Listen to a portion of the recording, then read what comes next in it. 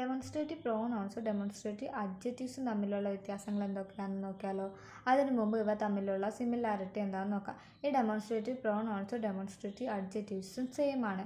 ഈ ഡെമോൺസ്ട്രേറ്റീവ്സ് 4 എണ്ണമാണുള്ളത്. These, that, these, those. ഇവ അഡ്ജക്റ്റീവ്സ് ആയിട്ട് വർക്ക് ചെയ്യുമ്പോഴാണ് ഇതിനെ ഡെമോൺസ്ട്രേറ്റീവ് അഡ്ജക്റ്റീവ്സ് എന്നും പ്രോനൗൺ ആയിട്ട് വർക്ക് ചെയ്യുമ്പോഴാണ് ഇതിനെ ഡെമോൺസ്ട്രേറ്റീവ് പ്രോനൗൺസ് എന്നും പറയുന്നത്. ഈ 2 സെൻറ്റൻസുകളൊക്കെ this is my favourite pen, that is my favourite pen. ഇവിടെ ദിസ് എന്ന് പറഞ്ഞിരിക്കുന്ന ഡെമോൺസ്ട്രേറ്റീവിന് ശേഷമാണ് ഈസ് എന്ന് പറഞ്ഞിരിക്കുന്ന വെർബ് വന്നിരിക്കുന്നത്. അതേപോലെ ദാറ്റ് എന്ന് പറഞ്ഞിരിക്കുന്ന ഡെമോൺസ്ട്രേറ്റീവിന് ശേഷമാണ് ഈസ് എന്ന് പറഞ്ഞിരിക്കുന്ന വെർബ് വന്നിരിക്കുന്നത്.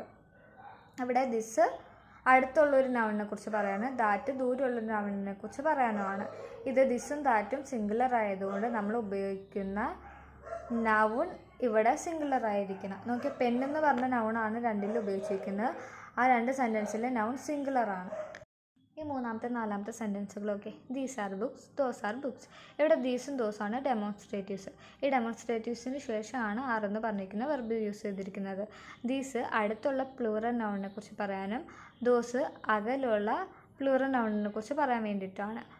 ഈ ഡെമോൺസ്ട്രേറ്റീവ് പ്രോനൗണിൻ്റെ സ്ട്രക്ചർ എന്ന് പറഞ്ഞിട്ടുണ്ടെങ്കിൽ ഡെമോൺസ്ട്രേറ്റീവിന് ശേഷം ഒരു വെർബായിരിക്കും വരുന്നത്.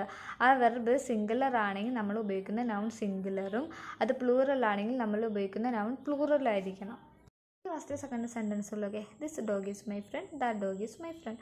ഇവിടെ ദിസും ദാറ്റും ഡെമോൺസ്ട്രേറ്റീവ്സ് ആണ്. ഈ ഡെമോൺസ്ട്രേറ്റീവ്സ് കഴിഞ്ഞ് വന്നിരിക്കുന്ന ഒരു നൗണാണ്. അതുകൊണ്ട് ഇത് ഡെമോൺസ്ട്രേറ്റീവ് അഡ്ജക്റ്റീവ്സ് ആണ്.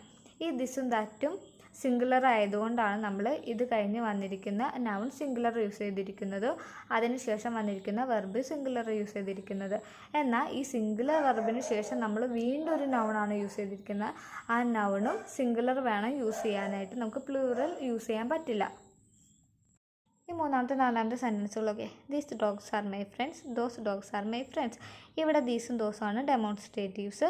ഈ ഡെമോൺസ്ട്രേറ്റീവ്സിന് ശേഷം വന്നിരിക്കുന്ന ഒരു നൗണാണ്. അതുകൊണ്ട് ഇത് ഡെമോൺസ്ട്രേറ്റീവ് അഡ്ജക്റ്റീവിന് എക്സാമ്പിളാണ്. ഈ ദീസും ദോസും പ്ലൂറൽ ആയതുകൊണ്ടാണ് അവ കഴിഞ്ഞ് വന്നിരിക്കുന്ന നൗൺ പ്ലൂറൽ യൂസ് ചെയ്തിരിക്കുന്നത്.